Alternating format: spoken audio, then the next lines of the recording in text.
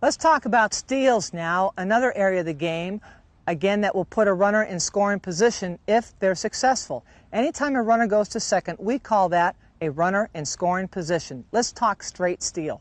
Let's talk a runner on first, less than 2 outs, or a runner on first with 2 outs. All it is really, if you break it down, is playing catch.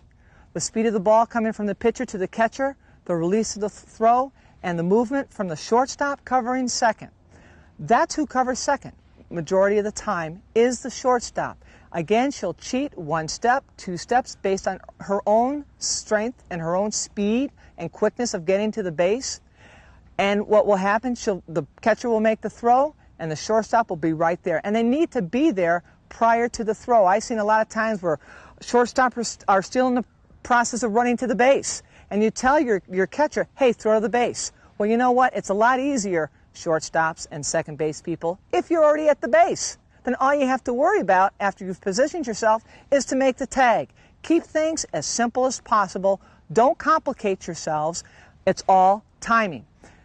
Coaches, if you have a pull hitter, though, if you have a pull hitter up with a runner on first, then you may have to decide, hey, I'm going to bring my shortstop closer to third, and I'm going to have my second base person take the throws on steals from first to second. That, again, is an adjustment based on what is happening at the time. That's what I call straight steals.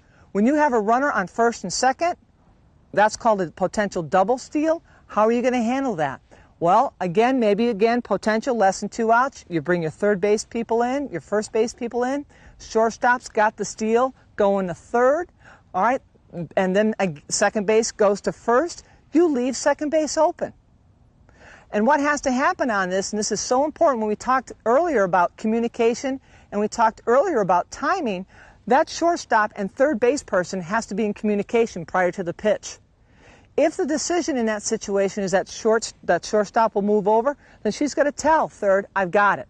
But that doesn't mean the third baseman stands there. She still has to come back every single pitch to at least attempt, all right, to get back to the base.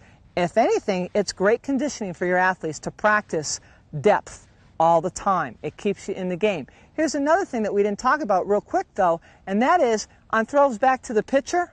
How often do you see bad throws and we have runners on, now runners will advance? Hey, have your second base people and shortstop, when there's no runners on or a runner on second and your third baseman goes back to third, have your shortstop and second base people back up the throws going back to the pitcher. If it's not your shortstop and if you've got her covering third in that sequence, then have your second base person back up the throws to the pitcher. In that area, in that situation, you'll never have to worry about a bad throw and you advance the runner. From straight steals, you can also have, let's say with runners on second and first, maybe your decision as a coach is, I want my bases covered. Then what has to happen? I want my third base person back to third. I want my shortstop covering back to second. And I want my second base person back to first. I keep my first base person up. And then maybe I tell my pitcher, hey, you're still responsible for the line in case that happens. So what then happens is that third base person on the pitch has to sprint back. How many steps will it take her to get back to third prior to the runner being there at third? And make sure, gang, when you, as infielders, as the corners, you open up to the play. Do not turn your back to the ball. The ball is the most important part of the game, not the person. It's the ball.